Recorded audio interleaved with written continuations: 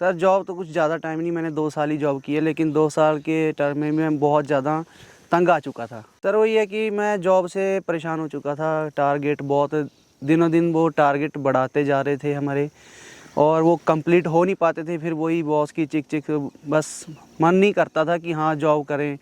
सुबह उठते ही ऐसा होता था कि आज जॉब छोड़ देंगे। जी सर, डबल FG से इसका खर्च बहुत कम है, और अगर सोनाली की बात करें, सोनाली के बराबर इसका जो खर्च आता है। जो इसका वर्ल्ड रिकॉर्ड है अंडे देने का, उसको 364 अंडे भी लिए हुए हैं साइंटिस्टों ने। लेकिन हम इतना नहीं किसी को कहेंगे कि हाँ इस चक्कर में पड़ो आप ये, लेकिन 320 अंडे तक तो दे ही देता है। दोस्तों, स्क्रीन पे जो आपको व्हाट्सएप ग्रुप नंबर दिखाई दे रहा है, ये ऑल इंडिया पोल्ट्री फार्म भाइयों का नंबर है। इस ग्रुप के द्वारा जुड़कर आप अपने बिजनेस को कई गुना बढ़ा सकते हैं। इसमें आप अपने चूजे, अंडे, मुर्गा, मुर्गी वगैरह सेल कर सकते हैं, साथ ही परचेज भी कर सकते हैं। अगर आपको कोई समस्या आती है तो उस समस्या का भी आप इस ग्रुप में समाधान पा सकते हैं। साथ ही ये भी जान सकते हैं कैसे आप देसी मुर्गी पालन शुरू कर सकते हैं। अगर आप इस ग्रुप का हिस्सा बनना चाहते हैं, 500 रुपए पे करके इस ग्रुप का हिस्सा बन सकते हैं और अपने बिजनेस को कई गुना आगे बढ़ा सकते हैं। तो दोस्तों, आज हम पहुंचे हैं पंजाब के पटियाला में। यहाँ पर हम आपको एक ऐसे किसान भाई से मिलाएंगे जो बैंक में जॉब करते थे, किसी कारणवश उन्होंने जॉब छोड़ के गांव में आकर ही देसी मुर्गी पालन शुरू करा। दोस्तों, काफी भाई के सवाल होते हैं, सर देसी मुर्गी पालन कैसे शुरू करें, कितना खर्चा आता है, कितना प्रॉफिट होता है। और सबसे बड़ी समस्या आती है हमारे किसान भाई को, वो आती है मार्केटिंग की। तो दोस्तों, आज की इस वीडियो में हम बात करने वाले हैं मार्केटिंग के बारे में और कैसे आप देसी मुर्गी पालन कम खर्च में शुरू कर सकते हैं। सर नमस्कार। नमस्कार सर, मेरा नाम सुखचैन सिंह है। मेरे फार्म का नाम है चौहान एग्रो फार्म, और गांव दूंदी माजरा में पड़ता है, पटियाला जिला जी। सर अगर एजुकेशन की बात करें तो आपके एजुकेशन बैकग्राउंड क्या रहा? सर मैंने ग्रेजुएशन की हुई है जी जी। तो फिर उसके बाद में देसी मुर्गी पालन का कैसे विचार आया? सर देखो, पहले मैं जॉब करता था, प्राइवेट जॉब बैंक में। हाँ। तो वो जॉब में ऐसे मेरे बर्डन बहुत रहता था और टारगेट पूरे नहीं हो पाते थे। तो इसलिए मैंने सोचा कि कुछ अपना करते हैं। खेती बाड़ी तो हमारी थी ही साथ में, तो सोचा कि इससे रिलेटेड कुछ काम धंधा करते हैं। फिर मैंने सर्च करना स्टार्ट किया यूट्यूब से। यूट्यूब से मुझे इस चीज़ का दिमाग में आइडिया आया कि हाँ चलो देसी मुर्गी पालन करते हैं। तो आप किस फील्ड में जॉब कर रहे थे? सर मैं बैंकिंग लाइन में था। कितनी साल आपने वहाँ पे जॉब करी?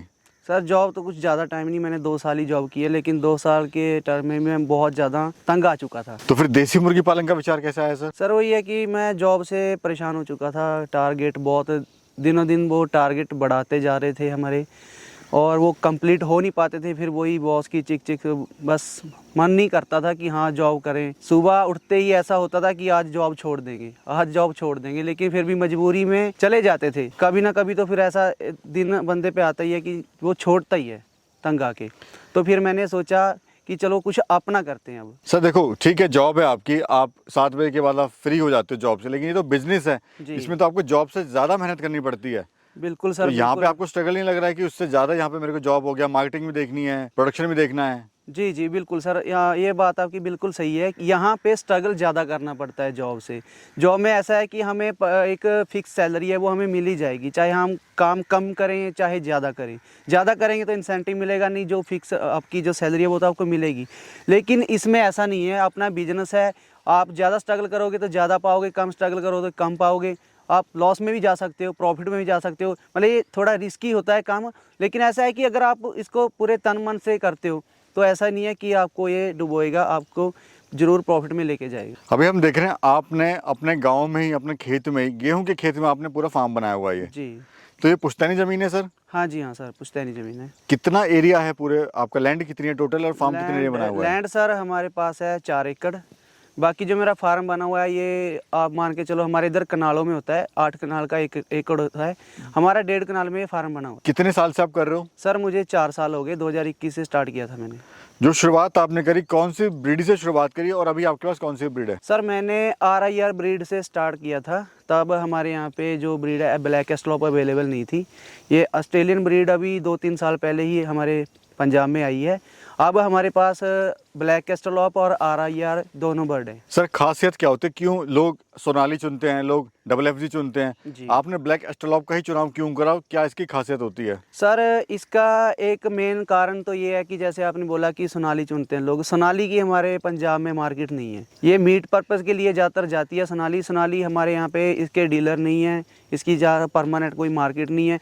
लेकिन हाँ इधर अपना हरियाणा, झारखंड, UP, महाराष्ट्र, एमपी में, इधर इसकी मार्केट है। कुछ डीलर तो बोलते हैं कि आप माल तैयार करो, हम उठाएंगे, लेकिन हम उनके भरोसे नहीं बैठ सकते। इसलिए हमारी जो अंडे वाली ब्रीड है, ब्लैक एस्ट्रोलॉप होगी, RIR होगी, हम ये ब्रीड पे काम करते हैं। उसकी खासियत क्या होती है सर ब्लैक एस्ट्रोलॉप की? सर इसकी खासियत ये है कि ना ये हर एक क्लाइमेट में अपने आप को ढाल लेता है।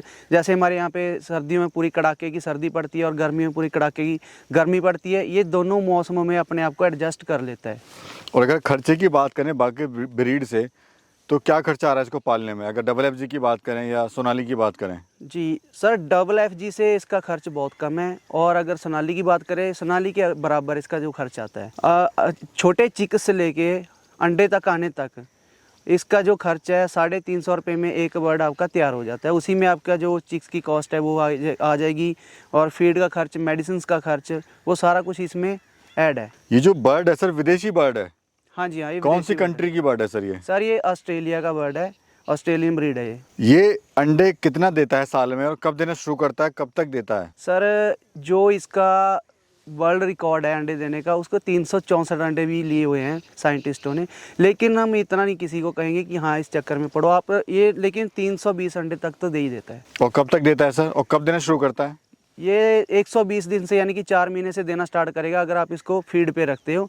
अगर आप थोड़ा बहुत देसी चारा देते हो तो थोड़ा बहुत 15-20 दिन ये लेट कर देता है अंडा। जो इसकी पीक प्रोडक्शन है वो 5 महीने से स्टार्ट हो जाती है। थोड़ा वेट गेन के बारे में बताइए सर, कितना कितना कब कब ये वेट गेन कर लेता है? सर इसकी खासियत एक ये भी है कि ये अंडे के साथ साथ, एक तो इसकी एग प्रोडक्शन बहुत ज़्यादा है, और दूसरा ये वेट भी गेन कर सकता है। इसको आप मीट पर्पज़ के लिए भी पाल सकते हो। इसका वेट गेन का, जैसे आपको मान के चलो RIR का जो बर्ड है वो आपका 2 महीने में वही है आपके 700 ग्राम 800 ग्राम या हद 1 kg का आपका हो जाएगा। लेकिन ये है जो ये 2 महीने में आपका 1.5 kg तक हो जाता है जी। सर लोग कहते हैं कि देसी मुर्गी पालने में फ़ायदा नहीं होता है, बहुत सारे कमेंट आते हैं हमारे व्यूवर्स के जी। कि सर ये बेकार का प्रॉफिट है, इसमें कोई फ़ायदा नहीं होता, सब अफवाह है, लोग पागल बनाते हैं। सर ऐसा लोग क्यों बोलते हैं, जबकि मैं देख रहा हूँ आप कर भी रहे हो उसको सफलतापूर्वक? सर लोगों का ऐसा कहने का जो मेन रीज़न है कि एक तो वो बिना नॉलेज के इस चीज़ को स्टार्ट कर लेते हैं, उनको बीमारियों के बारे में नहीं पता, और इसकी नॉलेज नहीं होती कि हम अपना माल तो तैयार कर लेंगे, उसको बेचेंगे कहाँ।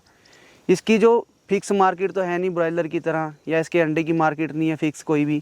इसकी जो ज़्यादातर आपको मेहनत करनी पड़ेगी, इसकी मार्केट की ही समस्या थोड़ी रहती है। मार्केट पे आपको मेहनत करनी पड़ेगी। एक बार अगर आपकी मार्केट बन गई तो फिर आपको इस फार्मिंग में कोई समस्या नहीं आएगी। तो आपने सर कैसे अपनी मार्केट बनाई शुरू में? सर मैंने अपनी मार्केट ऐसे ही बनाई कि जैसे मैं चंडीगढ़ में जॉब करता था, वहाँ पे वैसे भी मैं सोर्सिंग पे ही काम करता था। मेरे मार्केट में लिंक थे वहाँ पे थोड़े बहुत, कुछ तो मुझे वहाँ से मिला बेनिफिट, और बाकी मैंने सोशल मीडिया से, जैसे इंस्टाग्राम, फेसबुक से मैंने अपनी वहाँ पे मार्केट बनाई। अभी सर ऑल ओवर प्रॉफिट कितना हो रहा है, हम पूछना नहीं चाहते हैं, लेकिन फिर भी एक आइडिया दीजिए कितना प्रॉफिट ले रहे हैं इससे? सर देखो, अगर मैं इसको पूरा खुल के बताता हूँ तो लोग मोटिवेट होकर ना फिर कर लेते हैं ऐसा कि हाँ अनजाने में।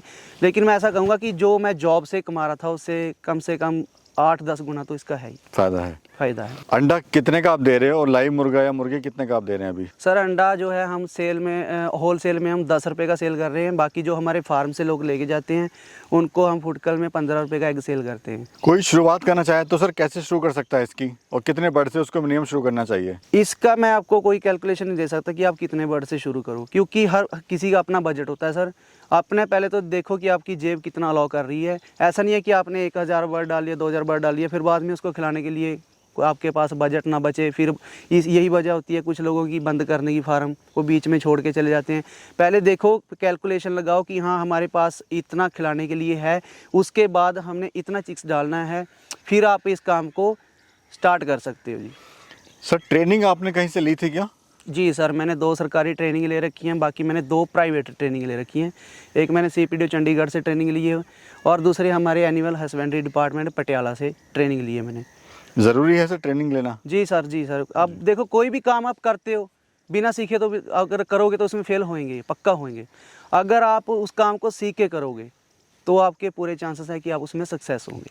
कितनी लेबर है सर अभी आपके पास में? सर मेरे पास एक ही लेबर है जी। उसी से मेरा काम चल जाता है। बाकी मैं अपने फार्म पे खुद भी अपना ध्यान देता हूँ। और बाकी बिजनेस में तो फुल टाइम देना पड़ता है, इसमें आपका फुल टाइम देना पड़ता है? इसमें अगर आप मान के चलो, वैसे तो मेंटली तो देखो इसमें फुल टाइम है ही सर, फिजिकली इसमें फुल टाइम देने की कोई ज़रूरत नहीं है, क्योंकि मेरे पास एक लेबर है वो सब कुछ मैनेज कर लेती है। बाकी जो बंदा 1000 से 500 से स्टार्ट कर रहा है, कोई उसको लेबर की ज़रूरत नहीं है, एक बंदा मैनेज कर सकता है इतना सारा। सर अक्सर जब भी बिजनेस की बात करते हो प्रॉफिट बताते हैं सब लोग, जी जी, नुकसान कोई नहीं बताता है। बिल्कुल सर, तो ये मुझे बताइए क्या इसमें भी नुकसान है, या आपको कभी इसमें नुकसान हुआ है तो क्यों हुआ है? बिल्कुल सर। देखो, बिजनेस आप कोई भी करोगे तो उसमें नुकसान और प्रॉफिट तो मतलब चलते रहते हैं पैरेलल। बाकी ये है लाइव स्टॉक का बिजनेस, इसमें थोड़ा ज़्यादा चांसेस रहते हैं नुकसान के। बाकी सर अगर आप, जैसे मैंने आपको पहले ही बोला कि सीख के अगर कोई बंदा करेगा तो उसके नुकसान के चांसेस बहुत कम रह जाते हैं। जी। जिस बंदे को नॉलेज होगी कि कहाँ जाके हमें नुकसान होगा, क्या क्या गलतियाँ हमें जो है नहीं करनी, अगर वो बंदा उन पर ध्यान रखेगा तो नुकसान होना कोई बड़ी बात नहीं। सर आप तो यहाँ फीड खिला रहे हैं क्योंकि आपके यहाँ फीड मिल रहा है, लेकिन जो हमारे किसान भाई गांव देहात में रहते हैं, बिहार साइड हो गया जी या और थोड़ा सा मतलब गरीबी क्षेत्र हो गया, जी। वो क्या खिला सकते हैं सर इनको? सर देखो, बाकी आजकल तो हर जगह फीड अवेलेबल है इनका।